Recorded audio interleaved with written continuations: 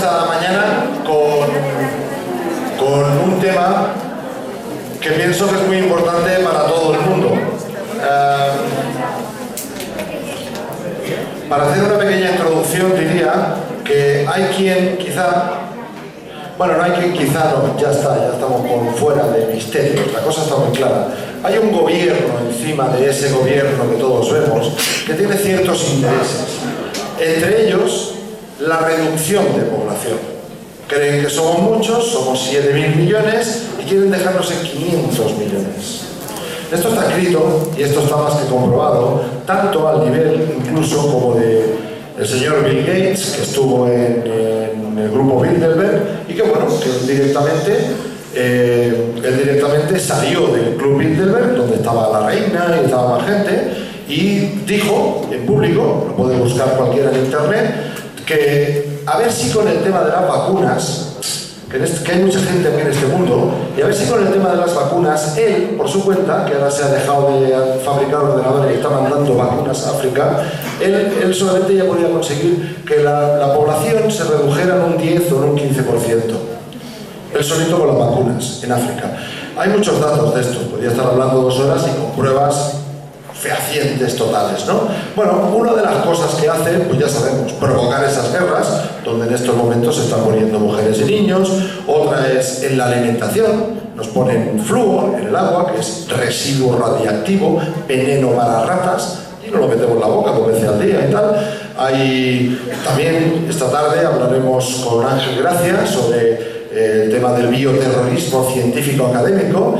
Y hay muchos factores, ¿no? Entre ellos, el amigo, claro, cuando uno se encuentra el amigo Rockefeller y el amigo Kissinger haciendo el tema de la liberación de la mujer hace muchísimos años, dices, ostras, esto no es lo que corresponde. Qué raro que ellos estén promoviendo el tema del feminismo y todo esto, porque evidentemente había injusticias, y las hay, pero que lo esté promoviendo esto el Rockefeller y el Kissinger, me da mosquero. Claro, uno de ellos decía, bueno, la mujer se incorpora en el mercado de trabajo, pues ya tenemos el doble de impuestos, ya pagan 2. Además, los hijos los va a educar el Estado. ¡Qué bien! Podemos programarlos mejor. Y una serie de cosas. Bien, hay por ahí quien está denunciando el tema de la homosexualización de la población. Hay una tendencia a, pues bueno, normalizar la homosexualidad. Todos tenemos, bueno, amigos homosexuales, tengo muchos, hasta familiares, y bueno, nada que decir, bendita libertad, pero cuando ves que hay una promoción, dices, ostras. Y por otra parte, hay una sistemática destrucción de la pareja. No me gusta lo de la pareja, y entonces han hecho una serie de cosas para que esa pareja se destruya. Yo personalmente hace 3 años me separé, y hoy en día separarte son 15 días y sin ningún tipo de problema, aunque el otro no quiera y tal. Esto antes no era así, antes tenías un tiempo para pensarlo, uno se puede cambiar de opinión, no sé, en fin, muy rápido, mucho más rápido que casarse, ¿no? Y una serie de cosas. Entonces estamos viendo cómo realmente hay un deseo de destrucción. Bueno, ya hablemos de la parte biológica, ¿no? O sea, en la última prueba que hicieron en Barcelona del esperma de los hombres, no teníamos esperma ninguno, o sea, de pena, ¿no? ¿Cuántos hijos tenían nuestras abuelas? ¿Cuántos tenemos nosotros? Es evidente, si nos ponemos con un zoom lo vemos todo esto. Entonces, lo que siempre hemos abogado y hemos admirado es aquellas personas que desde su púlpito se atreven a no plantar cara, sino a decir la verdad, ¿no? Tenemos ahí pues, a gente como Ángel Gracia con su denuncia del bioterrorismo científico-académico que estamos teniendo. Tenemos a doctores como la monja benedictina Teresa Forcades diciendo, señores, aquí no hay ninguna pandemia, os acordamos de la gripe A, aquí no hay ninguna pandemia, yo soy doctora, yo no estoy en nómina de ninguna farmacéutica y yo puedo decirlo. Y siempre salen gente que desde su punto de vista o desde su, digamos, estatus social está denunciando esto. Entonces, si ese estatus social es alto y si esa persona tiene mucho que perder, además, y si esa persona, por ejemplo, es un juez y se atreve a decir la verdad, aun a sabiendas que esto le va a traer más problemas que ventajas, yo a esa persona la admiro doblemente y por eso sin más, me gustaría dar un fuerte aplauso, primero por venir y segundo por ser lo valiente que está siendo, al juez Francisco Serrano.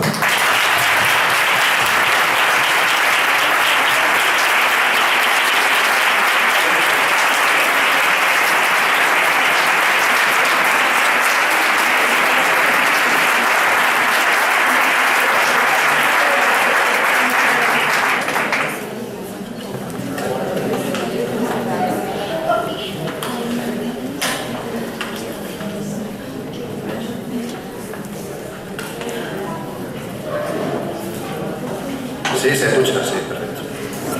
Bueno, pues muchísimas gracias a Miguel Cerales por esta presentación. Buenas tardes a todos. Pues la verdad es que sí, me han considerado valiente y es un placer venir a hablar como demócrata de lo que yo considero que es una dictadura. Así que el título de la conferencia lo deja muy claro. Si hay alguna duda, la ideología de género cuando la dictadura se disfraza de democracia. A mí Quintero, cuando estuve en los ratones colorados, me lo puso muy a huevo, como se suele decir cuando me preguntó ¿qué considera usted, para usted, cuál es la peor dictadura? Digo, la peor dictadura es la que se disfraza de democracia. Porque cuando tenemos una dictadura, estamos claros que hay que luchar contra ella, sea de extrema izquierda o sea de derecha, me da igual. Yo soy de verdad un enamorado de los derechos civiles, de las libertades. Y esos derechos civiles y libertades las hemos conquistado y nos las hemos ganado y nos ha reconocido nuestra Constitución. Pero actualmente vivimos una situación de metástasis, de cáncer, donde una dictadura, pues resulta que se está carcomiendo todas nuestras instituciones y hace falta que se diga.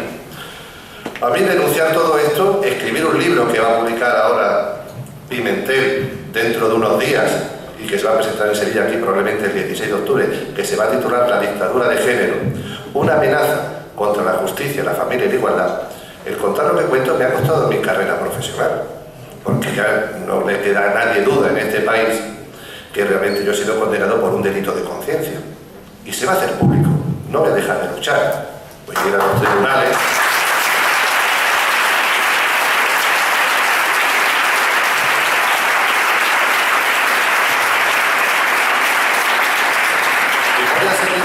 Porque creo en la justicia, porque me merece mucho respeto el Tribunal Superior de Justicia y me merece mucho respeto el Tribunal Supremo, y por eso voy a seguir luchando, y si hace falta ir al Tribunal Europeo de Derechos Humanos, pues iremos. Yo cuando empiezo a hablar de estos temas, hago como una afición antes de iniciar, y le digo a todos los asistentes que estos señores es Matrix, y les ofrezco, como en la película de Matrix, que si queréis tomar la pastilla roja o la pastilla azul. Aquí no lo voy a ofrecer porque todos habéis tomado la pastilla roja. Queréis conocer la verdad. Y entonces, como queréis conocer la verdad, pues os voy a decir lo que primero todos defendemos, que es la igualdad. Nadie tiene en este país ni en ninguna parte del mundo el monopolio para defender ningún criterio, ninguna idea. Y yo lo que defiendo, soy presidente de la Plataforma Ciudadana por la Igualdad, es la igualdad, pero la igualdad real, la igualdad de oportunidades, la igualdad que no está totalmente alejada de cualquier tipo de privilegio, porque el que busca privilegio, al final lo que quiere es hacer trampas. Lo que hemos de buscar es la igualdad, en el sentido de que todos, cuando vayamos a hacer una carrera, tengamos en el punto de salida las mismas oportunidades, y que el que esté en una situación de inferioridad, de desvalor, que tenga la misma posibilidad de correr esa carrera que nos llevará a la misma meta. Pero en la carrera va a ser cuestión de esfuerzo, de excelencia, de sacrificio, y el que quiera anteponerse y correr en una carrera de 100 metros, anteponerse 50 metros por delante, es un tramposo, sea mujer o sea hombre, porque aquí resulta que los únicos que se benefician de esas trampas son los más inútiles, los oportunistas. Y hay que decir eso. Y hay que defender que las luchas por la igualdad y por la libertad no son cuestión de imposiciones, son cuestiones de conquista, una conquista por la igualdad, donde ha participado activamente la mujer desde hace más de 100 años. La igualdad que está reconocida en el artículo 14 de la Constitución. La igualdad que se merece la mujer por ese tesón, por esa lucha, y donde muchos hombres hemos participado en ayudar a nuestras compañeras para que lo consiguieran. Yo el primero. yo me considero feminista, feminista por la igualdad, pero no la igualdad por privilegios. Porque cuando se resulta que se lucha por la igualdad y al final se quieren imposiciones y privilegios, eso se llama resentimiento. Bastante se ha conseguido, bastante hemos sufrido. Pues si hemos conseguido esta igualdad, no podemos darle la vuelta a la tortilla y con una ley del péndulo que es totalmente nefasta para nuestros hijos y para nuestras hijas, y cuando digo hijos e hijas, pues evidentemente eso es hacer trampas, es volver a otra situación donde realmente las generaciones futuras no tienen la culpa de los errores del pasado. Por supuesto que ha habido situaciones de injusticia, de desigualdad, y las sigue habiendo puntualmente y hemos ido corrigiendo, por eso yo defiendo una plataforma ciudadana por la igualdad. Pero una igualdad donde realmente todos, hombres y mujeres, sin distinción de sexo y sin distinción de condición, pues tengamos esa igualdad de oportunidades. Y hoy en día, en la universidad, en las profesiones, hoy en día las cosas se van haciendo bien, paulatinamente. Lo que no se puede es en una carrera, sin freno y desbordada, anteponer y hacer trampas, porque la teoría de la evolución de Darwin nos decía que todo tiene que ser lento, toda la sociedad va evolucionando, y afortunadamente, por tesón y esfuerzo de hombres y mujeres que no queremos la igualdad, vamos avanzando. Lo primero que tenemos que hablar para una ideología, entonces, es que tener en cuenta que es una ideología y diferenciarlo de una ciencia. La ideología de género, que se ha convertido en una auténtica dictadura, es ideología. Y como tal ideología no tiene nada de ciencia. Porque un ideólogo, cuando comprueba que su idea no se corresponde con la realidad, con la verdad, ¿qué hace? ¿Cambia su idea? No, falsea la realidad. ¿Cómo? Con estadísticas, falseando las estadísticas, los resultados de las estadísticas. Vamos a decir que no hay pobres en Estados Unidos. Pues nada, pues me voy a una estadística a 2.000 personas en Beverly Hills. No hay pobres en Estados Unidos. No hay paro en España. Bueno, vamos a centros empresariales, a centros de trabajo, y no hay paro en España. Nos venden lo que nos quieren vender, porque muchas veces los resultados de esas estadísticas no es que sean falsos, lo que son falsas son los presupuestos con los que se cogen esas estadísticas. Mira usted, para hacer un resultado de cómo está la población en España, usted no se puede hacer una encuesta en LEPE, porque lo que le va a salir como la gente del EPE. A lo mejor son 2.000 encuestas las que ha hecho usted en LEPE, pero sabrá cómo son la gente del EPE. No me diga usted cómo son los españoles. Para eso, haga usted una encuesta a lo mejor a 200 personas, pero de Galicia, de Valencia, del País Vasco, de Cataluña, cada uno con su idiosincrasia de Andalucía, y haremos un resultado de cómo es la gente de España. Lo demás es hacer trampas. Y nos están engañando con esas falsas estadísticas. Y nos dicen, estos son los datos oficiales.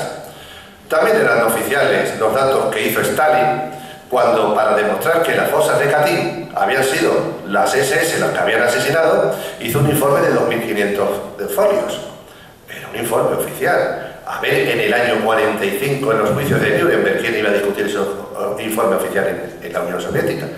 La historia, la auténtica memoria histórica que se impone muchas veces a las mentiras históricas, demostró que eso no tenía que ver, ese informe oficial no tenía nada que ver, y nos estaban engañando.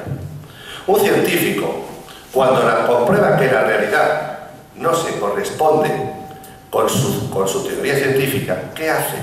Cambia su teoría científica. ¿Por qué? Porque está sometida a las reglas de la experiencia. Es la lógica de Karl Popper, la lógica de la investigación científica. ¿Cuál es la otra lógica? Pues la lógica lisenkoísta, el científico de un dictador como era Stalin. ¿Qué decía Lysenko?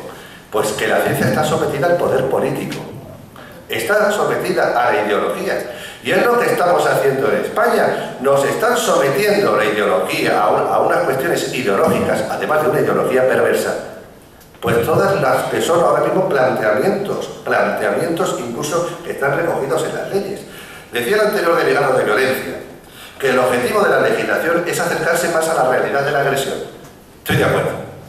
Claro, si es que la verdad muchas veces no es poder contar mentiras y falsedades evidentes, sino contar verdades a medias.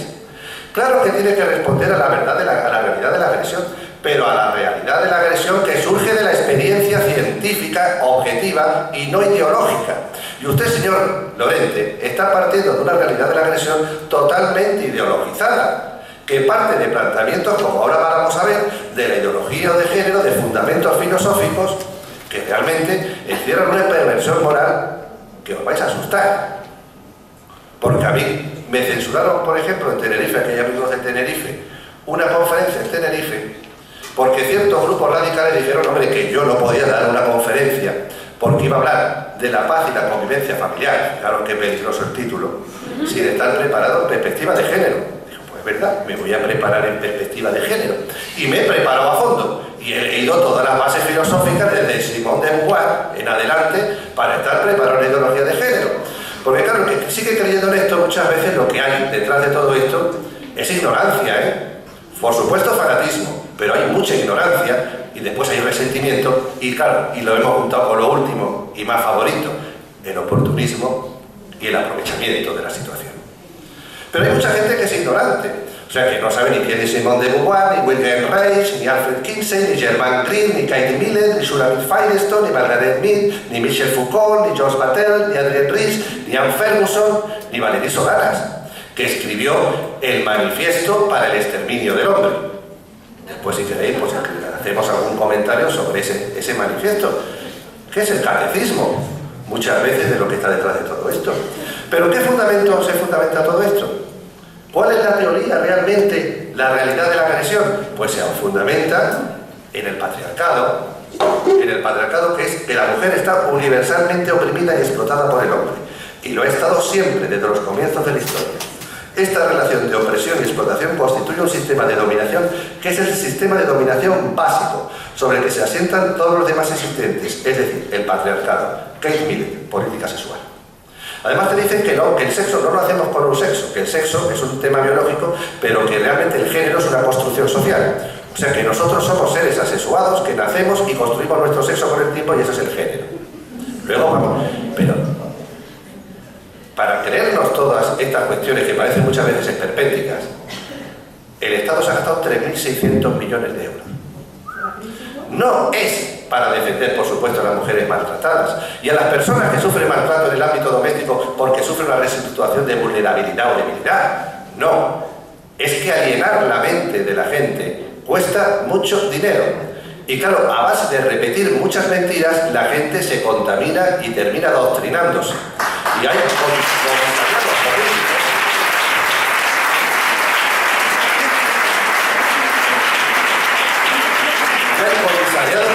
Que se encargan de ese adoctrinamiento. Decía Goebbels, que era el ministro de propaganda de la Alemania nazi, que una mentira 1000 veces repetida oficialmente se convierte en una gran verdad, una verdad de Estado. Pues hemos convertido las grandes mentiras de la dictadura de género en una verdad de Estado, pero no una verdad de Estado solamente a nivel nacional, sino a nivel mundial. Hay un capítulo del libro que os he dicho de la dictadura de género que dedico precisamente a la contaminación dentro de las instituciones oficiales, donde hablo de ese tema que ha dicho antes Miguel Celades. Uno de los objetivos es acabar con la teoría de la maternidad. La maternidad es el gran enemigo porque la maternidad es lo que más diferencia biológicamente al hombre de la mujer y es lo que le hace más ser esclava. Y entonces, ¿qué fomenta esa ideología? Pues el control, el aborto. ¿A quién le interesa que haya menos niños y que haya menos personas en el mundo? Porque esclavos tiene que haber para que nos sirvan. Pero decía el faraón que hay que controlar también la población de esclavos, y cuando nazcan demasiados esclavos entre los judíos hay que acabar con ellos. Es una teoría siempre del poder. Y cuando te dicen que para acabar con la pobreza del mundo, con las miserias del mundo y para que seamos todos más iguales, ¿qué hay que hacer? La distribución de la riqueza norte-sur, eso no me interesa. ¿Cuál es la otra política entonces que me interesa? La del control de la población, el control de natalidad. ¿Qué ideología en el mundo defiende esto? La ideología de género. Vamos a apoyarla económicamente. Esa es la realidad. Y además, conferencias de Naciones Unidas con conferencias que decían control de natalidad, con conferencias del radicalismo de género que iban fomentando también a la misma vez paralelamente ese control y la defensa del aborto. Es una de las consecuencias de todo esto. ¿Pero cuál es el patriarcado que defiende? Pues lo primero que defiende y que ataca, no que defiende, porque lo que defiende, digo, es una inmoralidad. Es la institución familiar. ¿Por qué? Porque mujeres, todas en la institución familiar, todas, sin ningún género de dudas. O sea que aquí que lo que he dicho de una ideología, aquí una ideología demuestra lo que es indemostrable e indemostrable. No me discuta mis principios, porque si usted me discute mis principios de esta dictadura, usted se convierte en un disidente y será usted represaliado. Ahora, a los represaliados no nos mandan a los gulags de Siberia, simplemente nos quieren asesinar civilmente, matando al mensaje. ¿Cómo se mata el mensaje? Matando al mensajero, desprestigiando, acusando con el dedo a un juez que ha dicho que un niño salga en una procesión de que es un prevaricador. ¿Está claro? O sea, existen todos los principios y todos los fundamentos de las dictaduras, en todas sus áreas y con todos sus instrumentos legales e ilegales. Se quiere cargar la institución familiar. En su obra de Simone de Beauvoir, El segundo sexo, decía que la mujer debe emanciparse por un lado del dominio y la explotación del varón y por tanto de las instituciones que sirven a ese fin, tales como el matrimonio y la familia. Lo decía también Anne Ferguson. ¿Qué es lo segundo? Mujeres que repudian esa ideología, la supresión del concepto de feminidad. El género femenino es esencialmente inferior a causa del interés masculino por mantenerlo sometido. Millet. La liberación que se propone pretende abolir la feminidad y lograr una total identidad con los hombres. Se trata de la envidia de ser hombre surgida de la vergüenza de ser mujer. Para de Beauvoir, la mujer es un hombre con un cuerpo molesto. Y yo proclamo todo lo contrario. Las mujeres tenéis que ser orgullosas de ser mujeres. Proclamar vuestro orgullo de ser mujeres.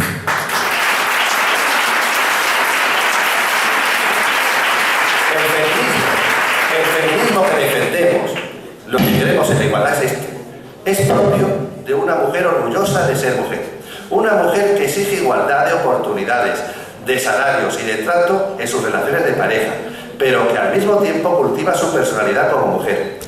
No ve su feminidad como un obstáculo o un impedimento para alcanzar lo que quiere conseguir como persona y que comprende su papel en la familia como algo compatible con su trabajo en cualquier lugar de actuación humana. Esas mujeres que son doctoras en desarrollo infantil y que son también doctoras en relaciones humanas, esas mujeres que lo que tienen que pedir es participación a los hombres también en la crianza de los hijos, porque el sexismo es el que defiende el radicalismo de género, que dice que las mujeres, por su condición femenina, son las que tienen que estar cuidando de los niños, y eso es lo que limita y es lo que supone el techo de cristal de la mujer. Sentiros orgullosas, proclamar vuestro derecho a ser mujeres, orgullosas de serlo, y enfrentaros a esas radicales que os están engañando con mentiras y con falsos mensajes. Pero aparte de la feminidad, es un rechazo radical a la maternidad. Es el eslogan de nosotras parimos, nosotras decidimos. La maternidad deja de ser una función social para ser un derecho personal. Y eso realmente es un ataque a un derecho fundamental reconocido en nuestra Constitución, que es el derecho a la vida. Pero claro, si hay una ministra que dice que un feto no es una persona, ni siquiera un proyecto de persona, que es un ser vivo, como si puede ser un geranio, pues imaginaros la moralidad que está detrás de todo eso. Porque dicen que la maternidad es la causa de la opresión de la mujer. Es la causa fundamental de la opresión. Ya digo que la mujer tiene que ser orgullosa de ser madre. Y además de compartir la responsabilidad de ser madre con quien natural, civil y legalmente está llamado para compartir esa corresponsabilidad. ¿Quién es? Pues el padre.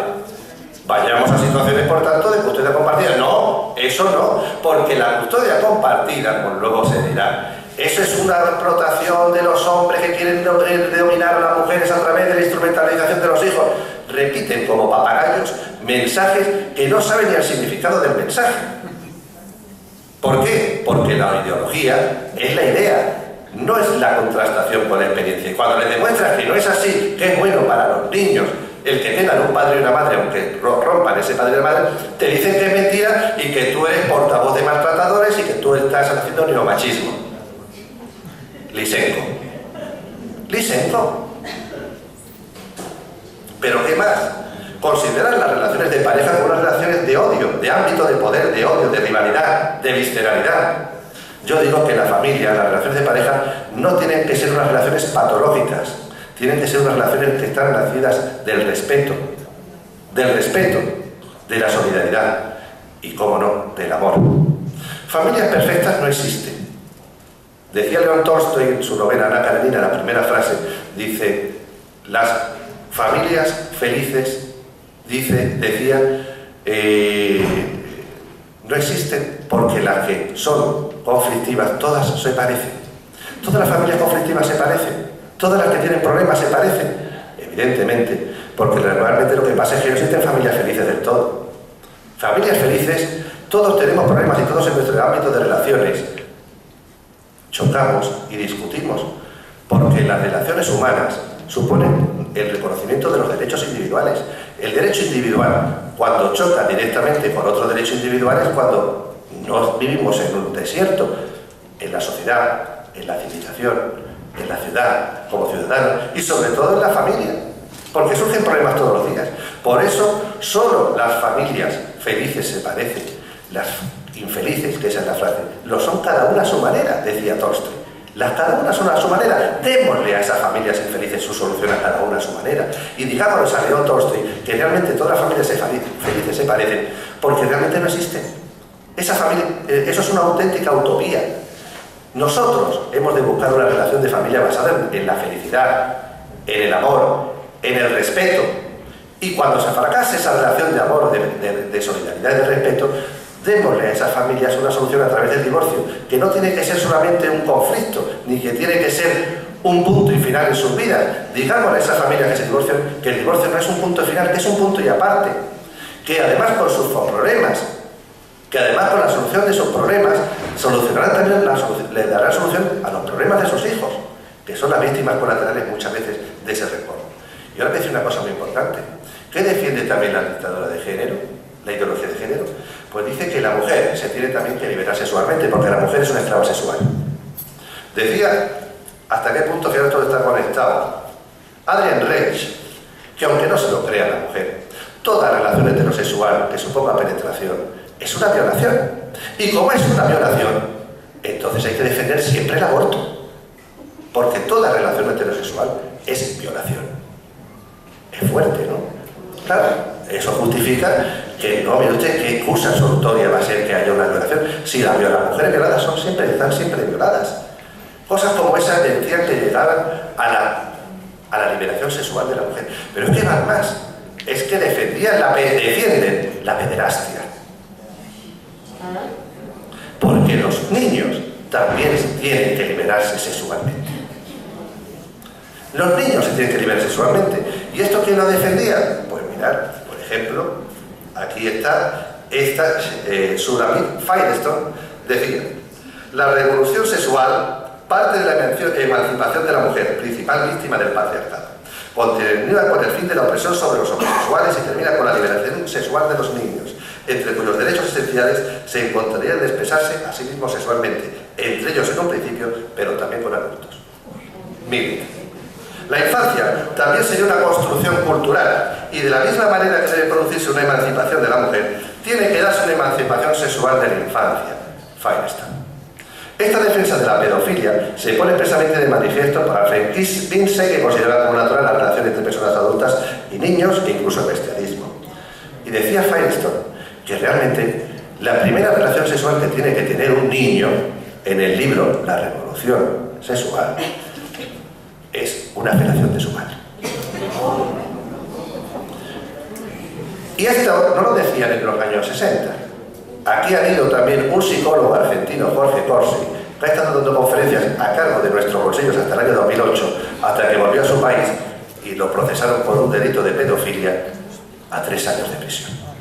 Y lo hemos estado pagando nosotros, el Instituto de la Mujer. Y este era el defensor, precisamente, el defensor de la lucha contra la alienación parental. Y lo ponían como ejemplo de moralidad. Y este hombre tiene conferencias y tiene entrevistas donde dice que la pedofilia para él no es un delito, porque los niños se tienen también que liberar sexualmente, y hay niños que requieren una sexualidad, y cuando un niño requiere una sexualidad, el adulto no abusa de él, eso no es pedofilia, eso no es delito. Fijaros hasta qué punto. Ahora, eso sí, de las cosas que nos acusan a los demás, ustedes son los maltratadores, ustedes son los pedófilos. O sea, de todos mis propios vicios, resulta que le acusa al contrario, con una perversión del lenguaje, empezando por la perversión del lenguaje. Claro, yo llamo a lo que es una cosa, a lo que es blanco le digo negro, y a lo que es negro le digo blanco, con lo cual confundo. empezando por la propia perversión de los términos lingüísticos. Pero también proponía la abolición del sistema heterosexual. Claro, es que dicen, mantienen, que el acostarse, el tener relaciones sexuales, una mujer con un hombre, es acostarse con el enemigo. Que admiten. Evidente. Por eso estamos nosotras para defenderos y relaciones sexuales, en todo caso, de homosexuales y lesbiánicas. Que me parece muy bien, que como ha dicho Miguel antes, defendamos cada uno y respetemos nuestra orientación sexual, pero que no vengan ciertas lesbianas a defender y a proclamar los derechos también del resto de mujeres heterosexuales, defender los nuestros. Y os respetaremos, pero respetar también los derechos y las preferencias y las orientaciones sexuales de los demás. Esto decía, y voy a decir, la abolición del sistema heterosexual no compete solo a las lesbianas, también sería cosa de todas las feministas y debe constituir el primer objetivo de la revolución feminista, como paso previo a cambiar la sociedad. De verdad que la mayoría no queremos cambiar la sociedad en ese sentido, nos llevamos bien, tendremos nuestras discusiones, pero también tenemos muchas veces en nuestras relaciones sexuales una finalidad más allá de la reproductiva, como pasamos hasta aquí.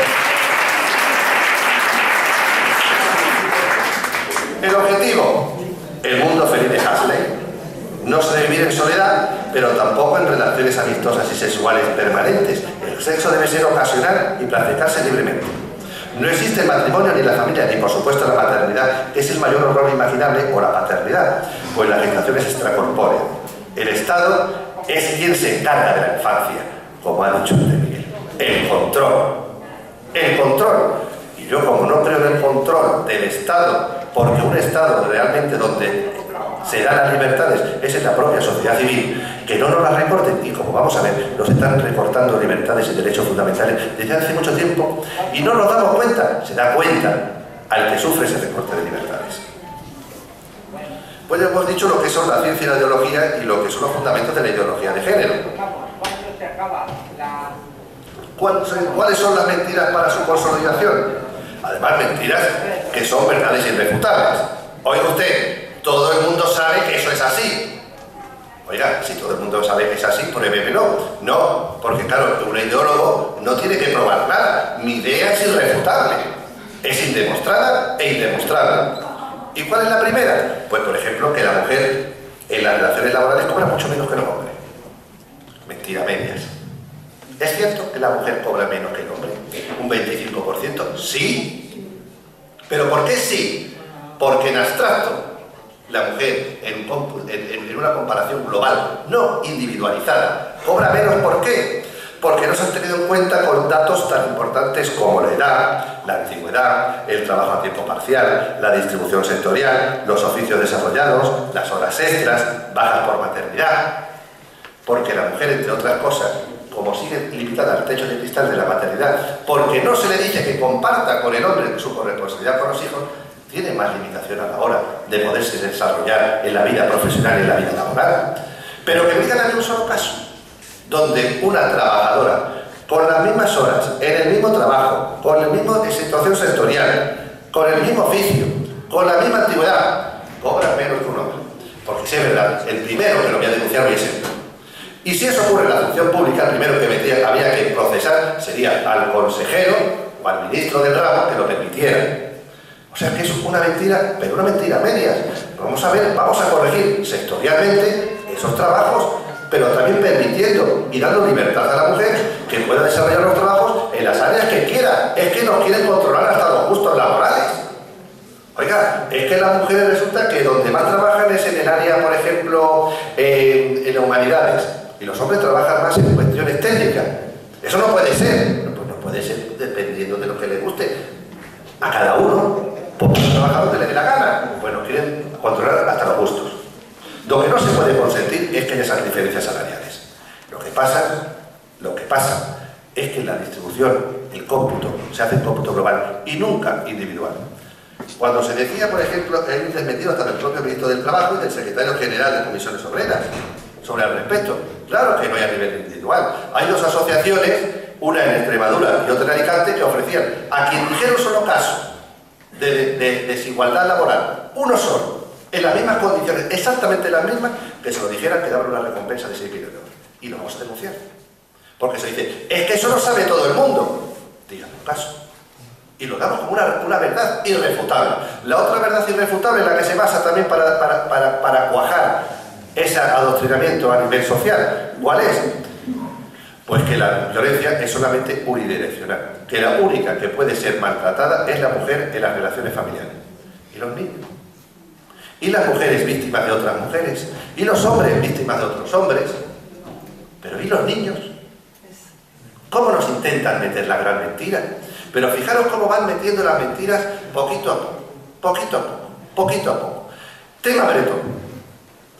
Todos los días Bretón, que es un asesino y que todos lamentamos, porque todos somos padres o madres y como mínimo personas con sentimientos, la muerte de esos niños. Pues claro que lo lamentamos. Pero ahora quieren utilizar, como lo utilizaron en el año 96, el caso de esta mujer que la quemaron en Granada, quieren utilizar el caso Bretón para que una denuncia de maltrato a un hombre, porque por sí ya es agresor, es violento el hombre por el hecho de serlo, se le quite lo que es sus hijos, lo que más quiere. Por el hecho de una denuncia, o sea, por el hecho de que un señor le diga a su mujer, oye, tú me has llamado cabrón y yo te digo vete al carajo. Maltratador. Parece mentira, no, es que eso está pasando. Ya se dio maltratador con esa frase. Y no es una denuncia falsa, porque es que la ha mandado al carajo, ¿eh? O se han insultado recíprocamente. Y ya es maltrato conforme lo que dice la ley. Y están buscando que una denuncia como esa, por el hecho de la denuncia, un hombre lo separen de sus hijos. Tenerife, hace 6 meses, una madre ahogó con bolsas de plástico a sus 2 hijos. Una madre, pobrecita. Está loca. Yo no justifico ninguno de los asesinatos de niños. Pero dicen a estadísticas de Save Children, del Instituto Reina Sofía y todas las estadísticas a nivel mundial, que las madres asesinan más a los niños que los padres, en una proporción de un 65-35%. Eso no se dice en los medios de comunicación. Sale Bretón, pero con un objetivo claro de toda esa dictadura de género, de que los niños no solamente lleven la medida de alejamiento, sino que más puede doler a un padre también, que nos separen de sus hijos. Porque separen de sus hijos a los padres y madres que nos agredan, que nos maltraten, que tengan a esos niños como víctimas, que reconozcamos también como una forma de maltrato la alienación parental, ya sea quien aliena a los niños, los padres o las madres, porque también la alienación contra una madre es dolorosísima. Conozco a madres que también han sido alienadas por padres, que han contaminado, que han viciado a sus hijos para que injustificadamente odien a una madre con la que tiene una relación magnífica. Y decir que eso no existe, que no está en el DSM-5. Claro que no está en el DSM-5, porque lo que no se discute en ningún país serio son los efectos, lo que son las consecuencias de lo que es la alienación, que puede ser un trastorno relacional. Lo que se está discutiendo a nivel científico es ese trastorno. Ese trastorno tiene la consideración de trastorno psiquiátrico a los efectos de poder ser considerado como enfermedad. Pero el diagnóstico, desde luego, los efectos, las consecuencias, nadie las discute. Porque además las enfermedades, nadie conoce una enfermedad, conocemos los efectos de las enfermedades. Decía Marañón que no existen las enfermedades, existen las personas enfermas. Y yo he visto niños enfermos de odio, que son víctimas y a los que se les está inculcando odio y visceralidad contra el otro progenitor. Y hay países de Sudamérica donde esto está reconocido como una forma de victimización de maltrato a la infancia, y aquí todavía estamos en el sexo de los ángeles de si existe o no existe. Y yo he visto niños que me han dicho, señor juez, no quiero ir con mi padre, no quiero ir con mi padre, pero digo, sí, es que es malo, pero si llevas un año sin verlo, con mi madre, me da igual. Dice, es tan malo que me quema con cigarrillos. Entonces ya cambia, entonces yo voy a salir y voy a deducir testimonio, y el padre, que yo, lo que puede hacer un juez nunca, ni un científico, ni un jurista, es predeterminar su convencimiento. Para eso están las pruebas. Y si a mí me dice un niño que la quemó con cigarrillo, que aunque yo pensara que a lo mejor ese niño estaba alienado, cambio mi opinión inmediatamente y digo, ahora mismo proceso en padre. ¿Y sabéis lo que eran las quemaduras? Lunares. Le habían convencido a ese niño que unas lunares eran quemaduras de cigarrillo. Y niños que me han dicho, guárdeme usted el juguete para la semana que viene porque mi mamá me lo tira a la basura. Y eso no existe. Y niñas que le han dicho a su madre, no quiero más volver a verte, me gustaría más verte muerta. a ti y a los abuelos, con los que además no le han hecho absolutamente nada. Pues eso te dicen que no existe.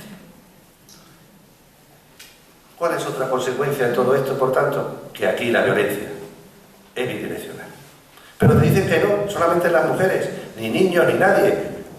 Y hay estudios a nivel internacional que te demuestran todo lo contrario. ¿Sabéis los únicos países donde se demuestra que la violencia es unidireccional? En los países de corte islámico, donde todavía existe, claro, una concepción auténticamente machista, que en los países occidentales, como en España, afortunadamente, después de lucha por la igualdad, se ha ido corrigiendo y podemos estar orgullosos de ello. Porque esos derechos, digo, ha sido una conquista, no ha sido una imposición de la sociedad civil. A raíz de todo esa mentira, a través de estudios que son además falsos en sus planteamientos, porque conducen a resultados que ya están predeterminados, al final ¿qué se llega? Pues a obtener lo que se llama la mentira noble. ¿La mentira noble cuál era? Eso lo decía ya Platón en la República. La mentira noble decía que era una utopía que es necesaria. Una utopía eficaz decía, es necesaria que esté dotada de censura o engaño. Eso es la teoría de lo que es la mentira noble. Pero es que aquí no tenemos una mentira noble, tenemos una mentira inmoral, que es lo peor. A lo mejor para crear un Estado noble, decía Platón en la República, tenemos que engañar y tenemos que censurar, pero es que aquí no queremos crear un Estado noble, una mentira noble. Es lo más innoble y lo más inmoral del mundo.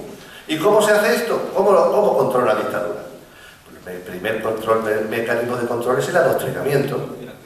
El adoctrinamiento. La manipulación social, la alienación. Dice, no, la alienación de los niños no existe. Que no existe la alienación de los niños, pero sí existe la alienación de la sociedad. Si nosotros que somos mayorcitos nos están bombardeando todos los días con publicidad y se gastan millones en los partidos políticos en campañas electorales, para que cambiemos nuestra opinión. Y un niño que puede haber tenido una opinión estupenda y haberse llevado estupendamente con su padre, que ese padre ha sido un parque de atracciones para ese niño, ¿se puede convertir en un campo de concentración? Pues claro que sí. ¿Os acordáis la película La vida es bella? Donde un niño a un campo de concentración termina creyéndose que es un parque de atracciones, pues a la inversa también es posible. Y nosotros nos terminamos creyendo que esto es un que es un parque de atracciones, que esto es Matrix, y resulta que debajo está el desierto de la realidad. ¿Qué es el que os estoy exponiendo? Que nos están engañando, y sobre todo las mujeres, porque os dicen que esto es por vuestro bien. A las mujeres no os tienen que tutelar. Las mujeres seréis iguales y tendréis libertad cuando no tengáis que estar bajo la tutela del Estado. Pero un Estado, una tutela que además nos cuesta a todos el dinero, que son millones los que se están invirtiendo en estas políticas de género. La mujer ha pasado de estar bajo la tutela marital a estar bajo la tutela del Estado. ¿Qué habéis conseguido después de tantos años de lucha por la igualdad? La mujer no tiene que estar bajo la tutela de nadie, ni ir con ese victimismo falsario, porque el victimismo falsario, los derechos, las libertades, cuando se dicen en positivo, es que esto es en positivo, discriminación positiva. Toda discriminación es negativa. Lo que pasa es que le podemos poner esa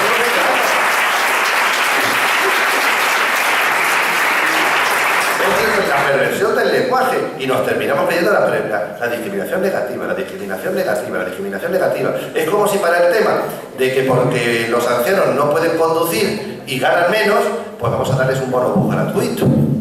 Dice, pero bueno, como resulta que en vez de eso, al resto de la población le decimos que prohíban también circular en coche, porque como hay ancianos que no pueden conducir, eso es discriminación positiva, no, eso es idiotez.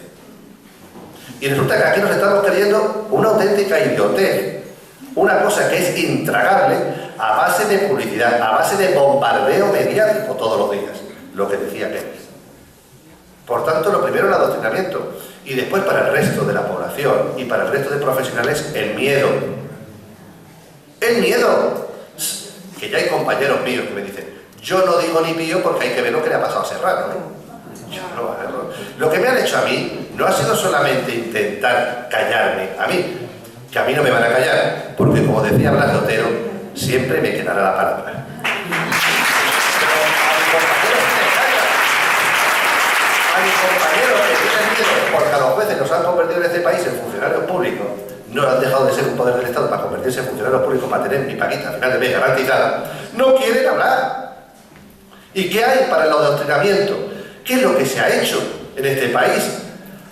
Un juez tiene que ser siempre un juez, basado en su independencia, en su objetividad. Como he dicho, yo puedo tener un preconvencimiento cuando veo un asunto, porque a lo mejor pienso que uno es culpable o el otro es inocente, o pienso que la madre tiene razón o la tiene el padre. Pero para eso está la prueba, para llegar después a través de la convicción. Porque si yo ya tengo la convicción hecha, es como decía el juez de Lucky Luke, que entre el culpable. Y eso ya no es un buen juez, créeme que no. Eso no es un buen juez. Tengo que prepararme a través de la convicción, a través del convencimiento que tiene que dar la prueba, porque yo estoy sometido a la ciencia jurídica. ¿Y qué han hecho en esta cuestión? Por el adoctrinamiento. Primero unos jueces los atemorizan y le dicen a un juez de violencia, el observatorio de violencia, que está encargado en el Consejo, que es el órgano que tiene que defender la independencia de los jueces. Oiga ¿usted por qué ha puesto tan pocas medidas de alejamiento? Oiga, que yo podré las medidas de alejamiento que crea conveniente en potencia, me equivoco o no me equivoque. Es el ejercicio libre de mi jurisdicción. Y si mete usted en mi ejercicio de jurisdicción, eso está pasando con el observatorio de violencia. Yo no lo digo yo porque como yo soy un abogado libre, pues me da igual. Pero eso está pasando. Eso está pasando. El miedo, por un lado. Pero es que después hay otra cuestión, que es que no hay jueces que sean en esta materia a lo mejor ya libres, sino que están también adoctrinados. Y entonces esos jueces, abogados, psicólogos, policías, periodistas, profesores de universidad, profesiones sanitarias, dejan de ser profesionales y se convierten en radicales de género que ejercen de jueces, de fiscales, de abogados, de periodistas, de médicos, de policías, y ponen por encima de su propia ciencia profesional su propia ideología, y entonces es que entra el culpable. Eso no está ocurriendo.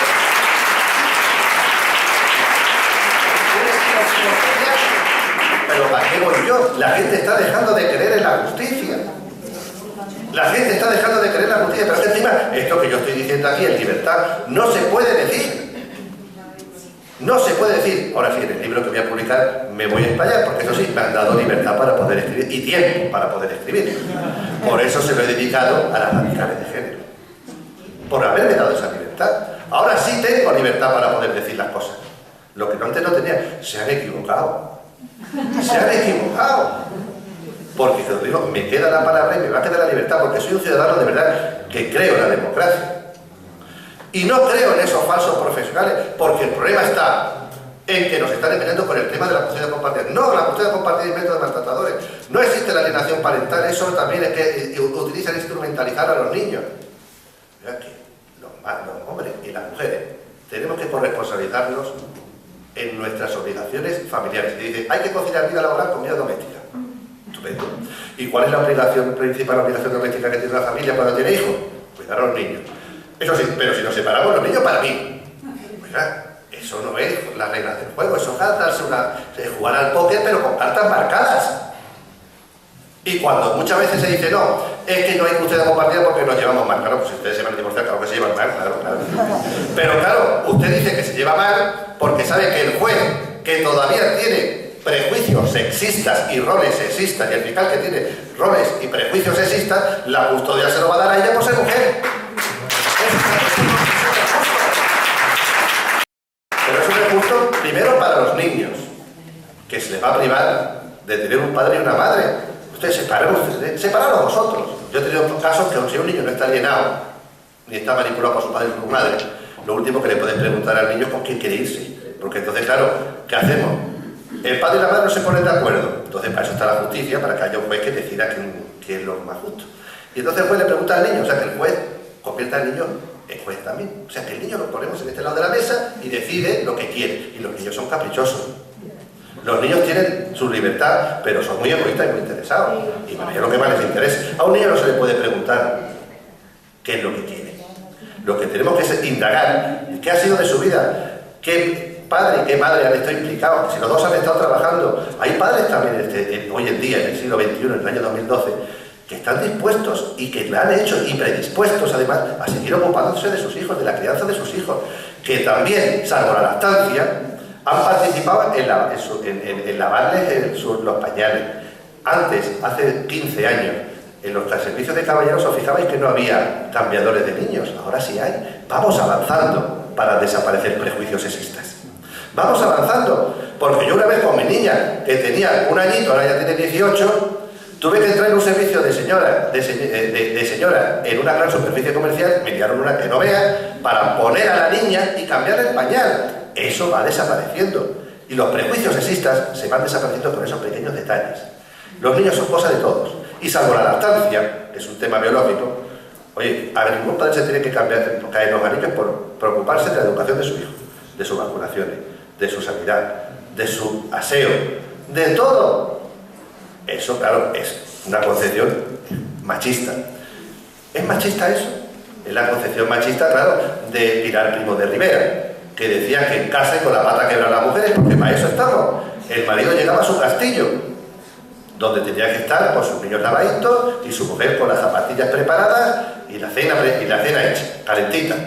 Ese es el machismo más atroz que defendía un feminismo, pero que partía de posiciones machistas. Bueno, pues es que como dicen que los extremos se tocan, ahora ese radicalismo de género te vuelve a decir que no, que si hay ruptura, eso de la conciliación de vida laboral y de vida doméstica, para eso no estamos preparados, hay que evolucionar. Bueno, ¿para evolucionar para qué? Para unas cosas hay que evolucionar y para otras cosas no. ¿En qué quedamos? Es que el padre que se quiere separar, lo que quiere es dejar a los niños con sus abuelas. Ah, es que las abuelas paternas están menos preparadas que las abuelas maternas, porque la mujer que está trabajando, ¿con quién deja a los niños? ¿También tira de las abuelas maternas? No, no, pues para eso están los padres, que son los corresponsables y los llamados por ley y por derecho natural, como decía Santo Tomás, a defender y cuidarse y preocuparse de sus hijos. Pues bien, pues eso nos dicen que nada, que eso de la custodia compartida es un invento también de los neomachistas. Como decía Lysenko, era la neoburguesía que había que mandarlo a Siberia. Porque a mí me han llegado a decir que por defender estas cosas soy un juez que no puedo seguir siendo juez. Porque con estos planteamientos desviados está bien. Yo no puedo seguir siendo juez.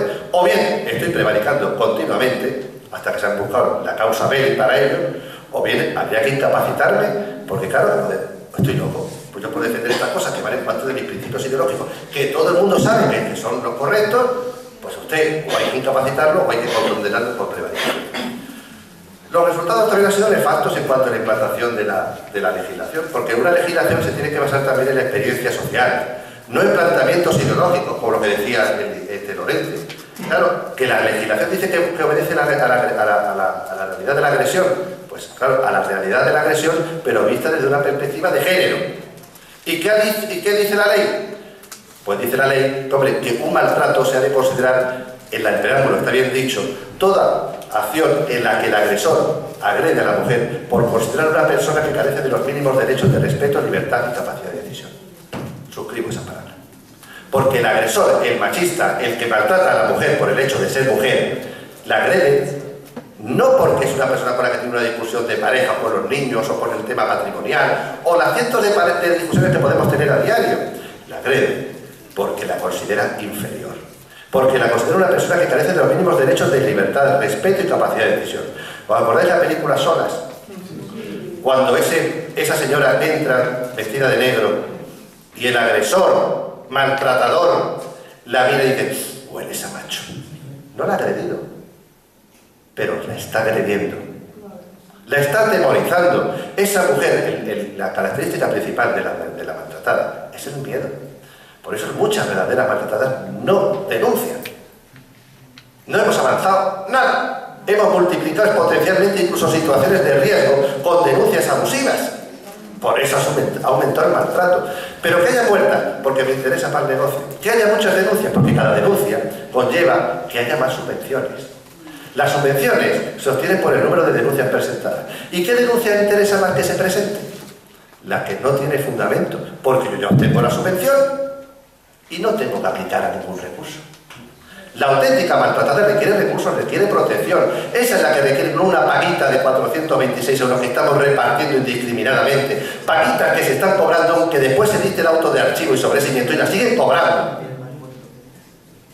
Esas paguitas no es lo que requiere una mujer maltratada, requiere auténtica protección y confianza. Deme usted una nueva vida.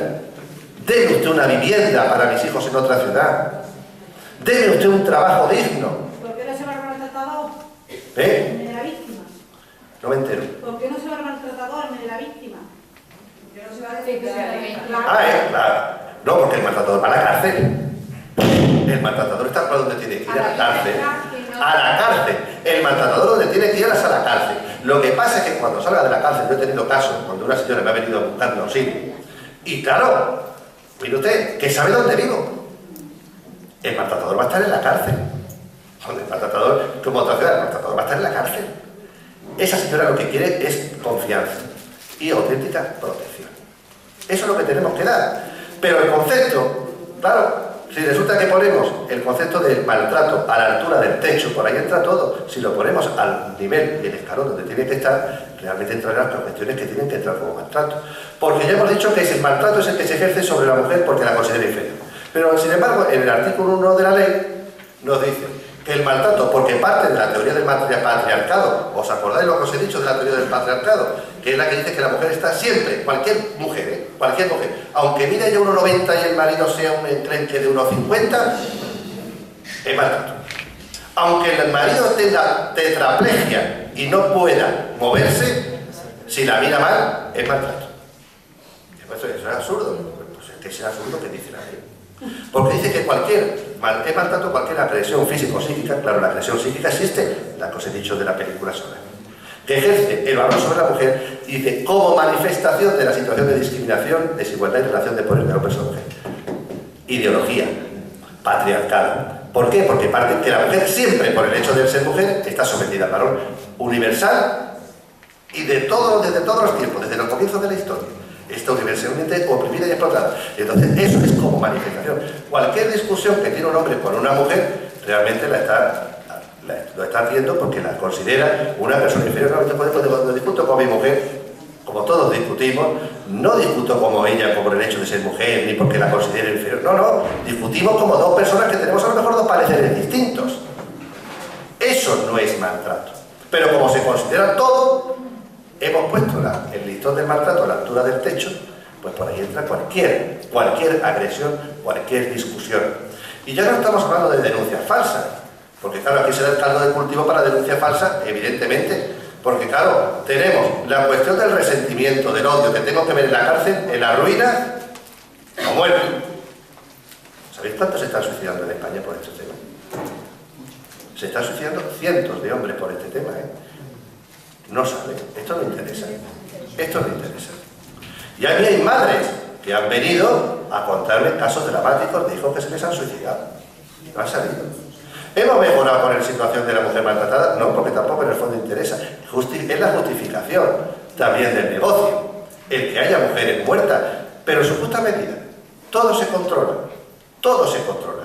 Entonces, ¿qué está ocurriendo? Pues que no hemos mejorado en los objetivos, nos estamos gastando miles de millones de euros en estas políticas, resulta que hemos recortado derechos y libertades fundamentales, porque el policía que va a detener, o bien por miedo, o bien porque resulta que es un radical de género que ejerce policía, de momento va a detener. Después, resulta que a lo mejor el juez, dependiendo también si es un radical de género o es un juez que aplica también la ley, dependiendo si que sea verdad o no verdad, porque claro que hay maltratadores y que hay mujeres maltratadas, pero muchas veces la cuestión es un tema baladí. Es un tema de una simple discusión o simplemente un tema que se ha inventado. Y cuando se archiva, hombre, siempre se archiva porque no queda probado. Con lo cual, para el radicalismo de género, como nunca me equivoco, ¿qué dice? Se ha archivado porque resulta que es un culpable del que no se ha podido probar su culpabilidad. Pero siempre es culpable. Y cuando resulta que tenemos a un inocente que a lo mejor le dice un mal abogado, confórmate, ese por supuesto es que se está conformando porque sí, porque es culpable. Aunque realmente también estemos ante un inocente que está asustado. Y después tenemos el incumplimiento de la medida de alejamiento, que puede ir a la cárcel. Porque con una medida de alejamiento, si un señor con una medida de alejamiento está aquí y sin darse cuenta entra la señora por detrás y lo ve, aunque a él no lo ve, él no la ve a ella, lo denuncia y es detenido y lo procesan y lo condenan por un quebrantamiento de la medida de alejamiento. Es que eso no es posible, está ocurriendo. Y cada vez la gente conoce casos y ya claro llega un momento en que la verdad se abre camino. la verdad se abre camino. Y cuando la gente le decía muchas cosas, pues mire usted, aquí no podremos creer que es de día o de noche según nos digan que sea de día o de noche. Pero cuando resulta que la ventana se abre y se ve la luz, pues mire usted, es de día aunque usted me diga que es de noche. Y lo estamos viendo. Por lo cual, voy a concluir, no, ya voy a concluir, que está claro que los conceptos de que se han dado del tema de maltrato, en el tema de custodia compartida, en el tema de alienación, todas estas cuestiones se están llevando a planos de lo que es la legalidad y de la aplicación práctica de esa legalidad después en los juzgados, en los tribunales, por la policía, por los operadores jurídicos, que se corresponden no a planteamientos objetivos de independencia, de garantía de derechos fundamentales, sino a planteamientos netamente ideológicos, pero planteamientos netamente ideológicos que fijaron la perversión que conllevan. ¿Esto que se carga? La familia, la auténtica igualdad y también la justicia, en la que yo creo su independencia. Y al cargarse la justicia, resulta que hay una consecuencia, que un Estado sin justicia se convierte en una cuadrilla de bandoleros a gran escala. Esto lo decía San Agustín en el siglo V y es perfectamente aplicable al día de hoy. Muchísimas gracias.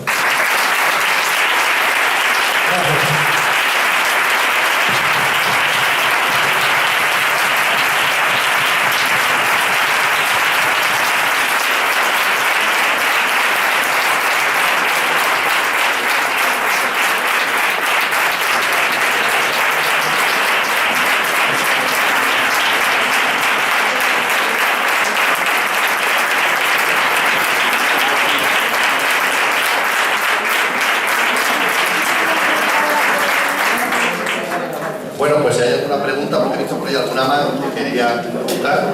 Sí.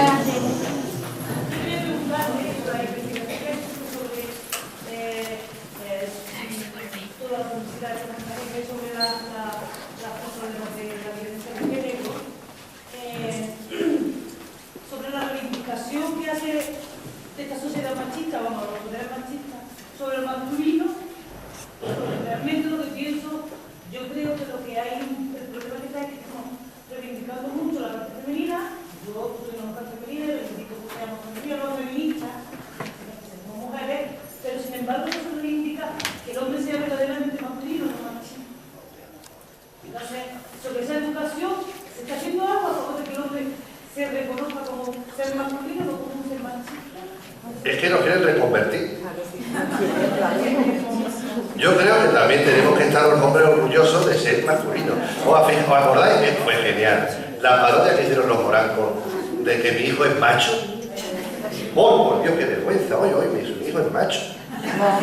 Es que hoy la masculinidad parece que es algo que nos tiene que avergonzar a los hombres, y tampoco nos tiene que avergonzar. También tenemos que ser orgullosos, estar orgullosos los hombres de ser masculinos. Oye, que hay hombres que sean gays, pues no sea Dios, pues mira, yo te respeto, pero yo soy macho, como decía el tema, como decía el los monarcos.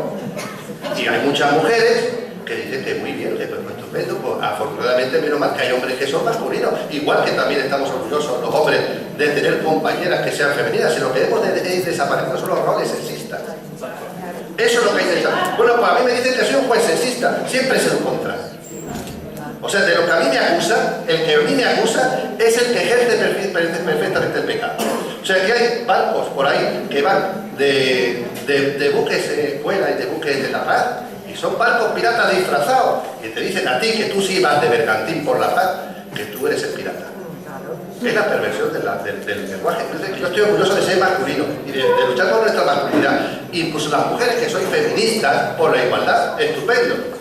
Pero el radicalismo de género, esa dictadura que está totalmente contaminando como una metástasis, como un cáncer, toda la sociedad, todas las instituciones, porque están en todas las instituciones esos comisariados de género, porque además están bien subvencionados y el poder económico lo tienen asegurado, es el que está haciendo un daño a la sociedad. Pero es que cuando nos demos cuenta y reaccionemos de esto, habrán pasado 3 o 4 generaciones, que nos hemos cargado 3 o 4 generaciones de nuestros hijos e hijas. Pero los hijos porque cuando más se niega a un hombre su parte masculina, se vuelve más machista. Pues también. O se va a lo que pues sí, pero eso lo van a negar siempre los ideólogos. Dicen que no. Hay que el sometimiento, el sojuzgamiento vamos a, después de tantos años de sometimiento a la mujer, ahora que estén sometidos en el resentimiento, ese es el odio. Entonces, usted tiene una experiencia vital como mujer muy mala, porque el hombre a lo mejor para usted ha sido horroroso. Pero cuente su experiencia personal con usted, me parece muy bien, hay que ayudarla a lo mejor psicológicamente, pero no traslade su mala experiencia personal al resto de las mujeres, que a lo mejor tienen una relación estupenda con los hombres, empezando por su compañero o su marido. Que eso es lo que realmente defender, el que las relaciones de familia, las relaciones de pareja, no tienen por qué ser relaciones esencialmente patológicas, como es lo que dicen ellas, sino relaciones de amor y de que están abocadas a la felicidad. Seamos felices. Y a ver cómo entonces nos vamos a llevar bien y cómo van a desaparecer muchos problemas, mucha conflictividad y mucha violencia. Vamos. Claro, que no quieren enfrentar. No quieren enfrentar, pero de ese enfrentamiento viven. Viven. De ese enfrentamiento viven. Claro. Pero las mujeres son las que tenéis que rebelar contra esa situación. Las propias mujeres. ¿Sabéis quiénes están defendiendo más esta causa? Las nuevas esposas y las nuevas compañeras sentimentales de muchos hombres que han sido injustamente denunciados. Porque ellos quedan destrozados. Son peleles andantes. Esas nuevas mujeres sois las que tenéis que reivindicar que hasta aquí hemos llegado y que yo quiero alcanzar mis objetivos por mis propios méritos y capacidades, no porque usted me diga que yo por el hecho de ser mujer yo me tengo que anteponer y obtener privilegios. Estuve en un programa de televisión donde había una radical de género y una periodista que era feminista y era redactora, era directora de un periódico, no sé qué. Y le decía a la radical de género, llegó, al final la primera fue estrella, yo a mí me ningunearon. Dice, es que tu papita te creerás que donde tú has llegado por tus propios méritos. Has llegado por nosotras, por la lucha que hemos emprendido por igualdad. Y dice, que yo estoy lo debo a ti, después de los años que yo estoy estudiando, de lo que yo he trabajado, de lo que yo me he esforzado. Dice, sí, porque si no hubiera sido por mi movimiento, por nuestro movimiento, tú seguirías por ahí reventando calcetines. Y la otra, claro, se reveló. Habla por ti. A lo mejor todos los que están hablando de todo esto son inútiles, oportunistas, que si no, no hubieran llegado donde han llegado. Pero la mayoría de mujeres que llegan donde llegan por su propio mérito.